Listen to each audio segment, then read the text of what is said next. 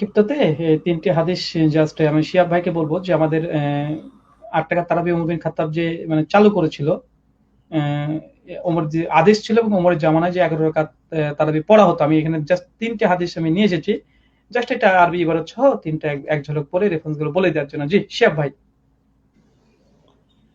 আচ্ছা, এখানে বলা হচ্ছে আমার ওমর ইবনুল খাত্তাব উবাই ইবনে কাব ওয়া তামিম আদ-দারি আন ইয়াকুমা লিন-নাসি বি 11 রাকাতান। এটা হচ্ছে মুয়াত্তা মালিক, হাদিস নম্বর 249, বাইহাকি সুনানুল কুবরাতে আছে 4687, মিশকাতুল মাসাবিহতে 1302, 1302, এবং শরহ সুন্নাহ 990 নম্বর হাদিস। জি, জি, জি। এটা সংক্ষিপ্ত করে তাফসীর করে দিলে একটু ভালো হয়। এই হাদিস থেকে আমরা কি শিক্ষা নিলাম আর কি। এখানে স্পষ্ট বোঝা যাচ্ছে যে ওমর রাদিয়াল্লাহু আনহু তামিম তামিম দারিকে তিনি 11 রাকাতের হুকুম দিয়েছেন। এবং আমি যদি আরেকটু অ্যাড করি, এখানে একটু দেখাই। এখানে সুবুকি রহিমাহুল্লাহর একটা কল, তিনি বলতেছেন ওয়ালাকিন ফিল মুয়াত্তা। সুবুকি রহিমাহুল্লাহ কিন্তু 20 রাকাতের প্রবক্তা ওনার মাযহাব অনুযায়ী। সেখানে তিনি বলতেছেন ওয়ালাকিন ফিল মুয়াত্তা, মুয়াত্তাতে আছে ওয়া ফি মুসান্নাফি সাঈদ ইবনে মানসুর বিসানাদিন ফি গায়াতি সিহহা আন সাঈব ইবনে ইয়াজিদ 11 রাকাতান। কিন্তু সনদের দিক থেকে সবচেয়ে মজবুত এবং অত্যন্ত সহি একটা হাদিস হচ্ছে মুয়াত্তা মালিক এবং সাঈদ ইবনে মানসুরের যে কিতাব, ওখানে যে বর্ণনাটা, অর্থাৎ এই যে 11 রাকাতের বর্ণনা ওমর রাদিয়াল্লাহু আনহুর, এটাকে উনি গায়াতুস সিহহা বলছেন। একবারে সহির একবারে উচ্চ পর্যায়ের সহি। জি, জি, জি, জি, জি। জি, ধন্যবাদ ভাইজান। আচ্ছা, দ্বিতীয় আরেকটা হাদিস নিয়ে এসেছি। ওমর রাদিয়াল্লাহু তাআলা আনহু ৮ টাকা তারাবি আদেশ দিয়েছেন। এর আগেও দিলাম যে ওমর বিন খাত্তাব রাদিয়াল্লাহু তাআলা আনহু উবাই বিন কাব আর তামিম আদ-দারিকে ৮ টাকা আদেশ দিয়েছেন। এটা মুয়াত্তা মালিক। আর যাদের কাছে মুয়াত্তা মালিক দেখবেন ইসলামিক ফাউন্ডেশন থেকে আছে, প্রথম খন্ডে ১৭১ পৃষ্ঠা খুলবে, রিয়াত নাম্বার ৪। মানে অনুবাদ যেটা হয়েছে। আর দারসি নুসখা যেটা মাদ্রাসায় পড়ানো হয়, মিশকাত, প্রথম মানে ১১৫ নম্বর পৃষ্ঠা, লাইন নাম্বার ১ থেকে ৯ থেকে ১১ পর্যন্ত পড়ে নিবেন। আর হাদিস নাম্বার ১৩০২, এটা হচ্ছে মূল মিসকাত আল মাসাবি বা মিসকাতের সারা অনুযায়ী। আর যদি বাংলা দেখতে চান, আধুনিক প্রশ্নের যে মিসকাত বের করেছে ১২২৮ নম্বরে খুঁজে নেবেন, পেয়ে যাবেন। মানে আপনাকে বাঙালি যারা আছেন অন্তত একবার নিজের চোখে দেখেন হুজুর কি খাওয়াচ্ছে আপনাকে, সেটা দেখে নিন। চলুন আরো একটি হাদিস। ওমর বিন খাত্তাব আদেশ দিয়েছেন 20 রাকাতের নয়, ৮ টাকাতে। তার আরো একটি প্রমাণ মুস্তানাফ ইবনে আবি শাইবা ৭৬৭০ নম্বর হাদিস। জি, শিহাব ভাই।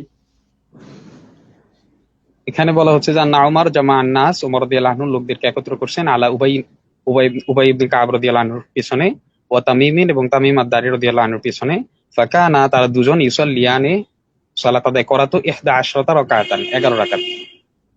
জি, আলহামদুলিল্লাহ। তার মানে আমরা দুটো দলিল পেয়ে গেলাম যে ওমর বিন খাত্তাবের নামে যে ২০ টাকা ২০ টাকা করে চিৎকার দেওয়া হয়। তো আসলে সহিহ সনদে আসলে ১১ রাকাতের কথা প্রমাণিত আছে। আমরা দুটো দলিল, আরেকটা দলিল দেখাবো। এটা হচ্ছে ওমর বিন খাত্তাবের জামানায়। ওমরের জামানায় কত রাকাত পড়া হতো? ২০ রাকাত নয়, ১১ রাকাত। এরও দলিল সহিহ সনদে প্রমাণিত আছে। জি, শিহাব ভাই। এই বর্ণনাটার কথাই সুবুকি রাহিমাহুল্লাহ বলছিলেন যে ফি গায়াতি সিহহাতি, চরম পর্যায়ের সহিহ। সুনানে জি, জি, সাঈদ ইবনে মাসউদের বর্ণনাটা, কুন্না নাকুমু, আমরা দাঁড়াতাম, অর্থাৎ আমরা কিয়াম করতাম, ফি রমাদানা, ফি জামানি ওমর ইবনুল খাত্তাব, ওমর রাদিয়াল্লাহু আনহুর জমানায়, বি 11 রাকাতান, 11 রাকাতের মাধ্যমে। অর্থাৎ আমরা 11 রাকাত আদায় করতাম ওমর রাদিয়াল্লাহু আনহুর জমানায়।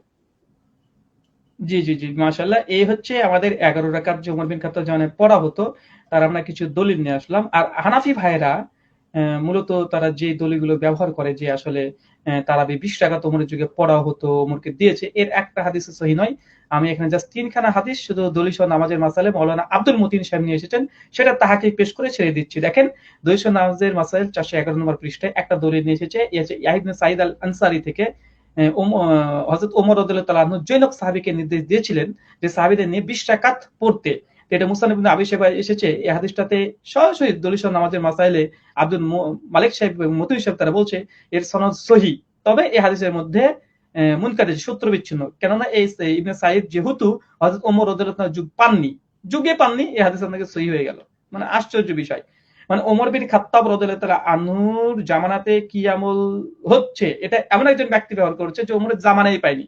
ওমর রাদিয়াল্লাহু তাআলা মৃত্যুর অনেক পরে তার মানে ঘটনা। আর সে বর্ণনা করছে। এটা হচ্ছে মুনকারী সত্র বিচ্ছিন্ন হাদিস। ১ নম্বর দলিল হানাফি ভাইদের। ২ নম্বর দলিল আরো একটা আছে, তাবি আব্দুল আজিজ ইবনে রুফাইয়া।